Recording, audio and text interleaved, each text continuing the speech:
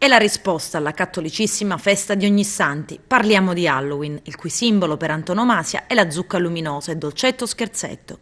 Il tipico detto tradizionale che vede i bambini travestiti da scheletri o vampiri bussare alle porte di tutte le famiglie per chiedere i dolciumi. Una tradizione che arriva dall'America, ormai trapiantata in Italia da qualche decennio e che sta entrando a far parte del costume della società italiana.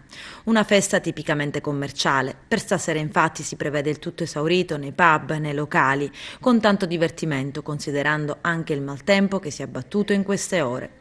Una festa osteggiata dalle gerarchie della Chiesa Cattolica e ogni anno di questo periodo si presenta il dilemma se sia più importante festeggiare Ognissanti o Halloween. Per i cattolici la festa non ha nulla a che vedere con la visione cristiana della vita e della morte e il fatto che si tenga in prossimità delle feste dei santi e del suffragio dei defunti rischia sul piano educativo di snaturare il messaggio spirituale, religioso, umano e sociale. La leggenda originaria di Halloween narra che gli spiriti dei defunti tornassero proprio la notte del 31 ottobre in cerca di un corpo da possedere per l'anno successivo. I contadini dei villaggi per questo rendevano le loro case fredde e indesiderabili, spegnendo i fuochi nei camini e mascherandosi da mostri, gironzolavano tra le case per far scappare di paura tutti gli spiriti che incontravano. Un uomo di nome Jack ingannò Satana, sfidandolo nella notte di Ognissanti a scalare un albero sulla cui corteccia incise una roccia, intrappolandolo tra i rami.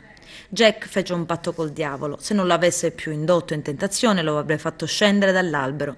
Alla morte di Jack, continua la leggenda, gli venne impedito di entrare in paradiso a causa della cattiva condotta avuta in vita, ma gli venne negato l'ingresso anche all'inferno perché aveva ingannato il diavolo. Allora Jack fu donato un piccolo lume per schiarire le tenebre che lo circondavano.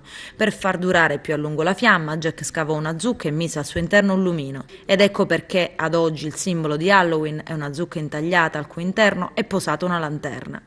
Quindi questa notte tutti con le lanterne accese davanti alle case, al riparo visto la pioggia, anche se magari al posto dei dolcetti si offriranno frutta marturana e pupi di zucchero, tradizionali dolci siciliani. E se la Sicilia ha importato Halloween dall'America, le tradizioni del culto siciliano dei morti sbarcano oggi nel mondo, attraverso un documentario della BBC. Sul sito del network inglese un viaggio pirandelliano attraverso le credenze dei defunti dal titolo The Beautiful Dead.